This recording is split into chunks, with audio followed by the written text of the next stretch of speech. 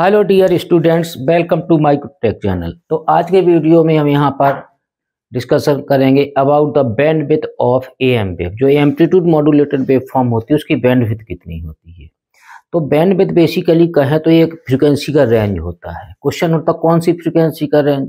Amplitude modulation पढ़ा होगा तो उसमें एक होता है अपर साइड बैंड फ्रीक्वेंसी, एक होती है लोअर साइड बैंड फ्रीक्वेंसी। इन दोनों फ्रीक्वेंसी के डिफरेंस को हम बैंडविड्थ बोलते हैं। अब बैंडविड्थ में करते क्या है, बैंडविड्थ में हम जो है सिग्नल ट्रांसमिट किया जाते हैं। जैसे एक कैरियर वेव होता है, एक मॉड्यूलेटिंग सिग्नल।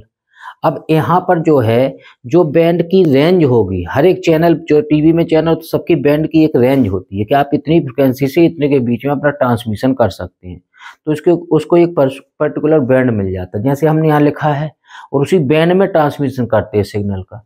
तो bandwidth is defined as the frequency range over which the information is transmit. जो इंफॉर्मेशन है या मैसेज सिग्नल या मॉड्यूलेटिंग सिग्नल होता है उसको हम उसी फ्रिक्वेंसी रेंज में ट्रांसमिट करते हैं। दूसरा कॉन्सेप्ट है फ्रिक्वेंसी का। जब हम एम्पलीट्यूड मॉड्यूलेशन करते हैं तो एक बना करता है, आपने देखा होगा चैनल, उसकी अपर साइड बैंड फ्रिक्वेंसी होती है, लोअर साइड फ्रिक्वेंसी स्पेक्ट्रम।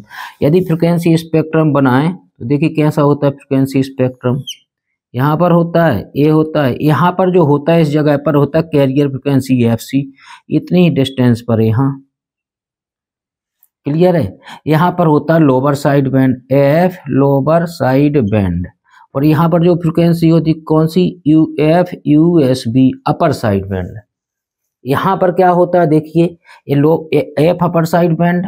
अब यहाँ पर वही लिखा bandwidth is the difference between lower upper and lower frequency limits of the signal. जो सिग्नल होता है वो उसका क्या होता है, उसका जो सिग्नल भेजे जाते हैं मॉड्यूलेटेड सिग्नल, उसकी दोनों फ्रिक्वेंसी जो है अपर फ्रिक्वेंसी और लोअर फ्रिक्वेंसी का जो डिफरेंस होता है उसी को हम बोलते हैं। अब अपर फ्रिक्वेंसी का कितना है, अपर फ्रिक्वेंसी और लोअर फ्रिक्वेंसी। अपर फ्रिक्वेंसी की फ्रिक्वेंसी कितनी होती है, एक होता है मॉड्यूलेटिंग सिग्नल एफएम। तो यहाँ पर आएगा एफ यूएसबी की जगह, जैसे बैंडविड्थ लिखना है कितना है तो यहाँ पर लिख देंगे F USB upper side band frequency और F lower side band frequency. यहाँ पर यही लिखा है bandwidth is the difference between upper and lower frequency limits. जो सिग्नल होगा जो आप ट्रांसमिट करेंगे उसका। तो एफ यूएसबी कितना होता है, एफ अपर साइड बैंड कितना होता है, F C plus F M होता है। और एफ लोअर साइड बैंड क्या होता है, F lower side band F C plus F M होता है, F C minus F M, sorry यहाँ पर F C minus F M होता है। एफ एम क्या है, मॉड्यूलेटिंग फ्रिक्वेंसी, एफ सी है कैरियर फ्रिक्वेंसी। यदि मैं इसको खोल देता हूं तो यहाँ पर आएगा F C plus F M minus F C, और ये माइनस माइनस होके यहाँ प्लस हो जाएगा तो प्लस एफ एम। अब यहाँ पर देखिए इतना बन गया है, इसमें दो फ्रिक्वेंसी, ये एफ सी प्लस का है, एक एफ सी माइनस का, तो ये फ्रिक्वेंसी कट गई। तो बैंडविड्थ इक्वल टू कितना आ जाएगा, एफ एम ही है, एफ एम है, दोनों प्लस में 2FM। बैंडविड्थ का फॉर्मूला निकल आया बैंडविड्थ। मतलब ये होगा कि बैंडविड्थ उसे बोलते हैं जितना मॉड्यूलेटिंग सिग्नल की फ्रिक्वेंसी होती है उसका जस्ट डबल हो जाती है, दो गुनी हो जाती है, ट्वाइस हो जाती है। वही लिखा दिया, bandwidth of am wave is the twice of the modulating frequency. FM modulating frequency है, जो मॉड्यूलेटिंग फ्रिक्वेंसी उसका जस्ट दो गुना हो जाता है। अब उसने यहाँ पर कहा है विद एग्जाम्पल समझाओ, तो यहाँ पर पूरा कॉन्सेप्ट क्लियर होगा। आप देखिए हमने माना है यहाँ पर कि मॉड्यूलेटिंग फ्रिक्वेंसी हम यहाँ पर मान लेते हैं, एफएम को मान लेते हैं कि 20 किलो हर्ट्ज का है मॉड्यूलेटिंग सिग्नल जिसको हमें भेजना है, और उसको कैरियर के ऊपर से सुपरइम्पोज करते हैं तो इसको मान लेते हैं 100 किलो हर्ट्ज मान लेते फ्रिक्वेंसी को। और वो कह रहा है बैंडविड्थ बताओ।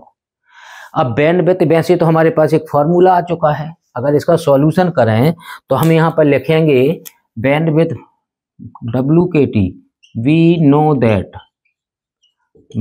दैट क्या कि बैंडविड्थ इक्वल टू 2FM। और FM आपको पता है तो 2A हो गया। FM की वैल्यू कितनी है, मॉड्यूलेट से उसने 20 दी है, 20 तो कितना किलो हर्ट्ज, तो कितना आ गया बैंडविड्थ कितना आ गया, बैंडविड्थ इक्वल टू 220 था ना, 40 हो जाएगा, 40 किलोहर्ट्ज। इसका बैंडविड्थ आ गया 40 किलोहर्ट्ज। ये वैल्यू निकालनी थी। जो मॉड्यूलेटिंग सिग्नल की फ्रिक्वेंसी थी उसका जस्ट 2 गुना हो जाता है, तो बैंडविड्थ आंसर आ गया आपका। लेकिन उसने कहा है कि एग्जाम्पल सहित समझाइए, तो वैल्यू निकाल दी हमने, इसको समझना है। देखिए बैंडविड्थ का अभी ये डेफिनेशन बताई थी कि दोनों साइड बैंड की फ्रिक्वेंसी का डिफरेंस होता है, ये हमने डिफरेंस निकाल दिया।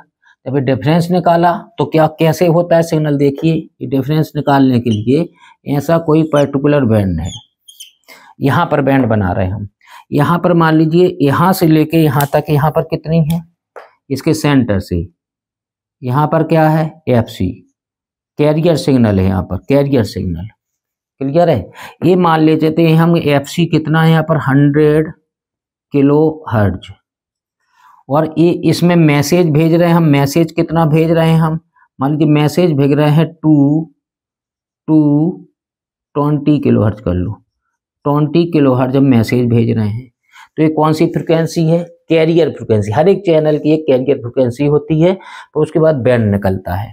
तो FC इतना है और FM कितना है, इतना। मैसेज ए है, कैरियर ए है, ये बहुत दूर तक नहीं जा सकता, ये ले जाएगा। अब इसमें हमें इसका बैंड निकालनी है, तो क्या होगा, FC यहाँ है, यहाँ होता है FC माइनस FM होता है, lower side band minus FM। यहाँ कितना होता है इस जगह पर, FC प्लस FM होता है। अब वही वाली बात है, FC plus FM, FC minus FM खोल दिया तो FC कट गया, तो यहाँ से लेके यहाँ पर कितना आएगी, यहाँ देखिए यहाँ पर 100 था, 100 में से 20 चला गया, तो 80 किलोहर्ट्ज आ गया। यहाँ पर कितना होगा, 100 में 20 जुड़ गया, 120 किलोहर्ट्ज आ गया। अब इसकी पूछे कि बैंडविड्थ कितनी आई है, तो हम ऐसे इससे भी निकाल सकते थे। कैसे, देखिए अपर साइड बैंड और लोअर साइड बैंड फ्रिक्वेंसी को घटाया था हमने, देखिए अपर side band lower side band की फ्रिक्वेंसी।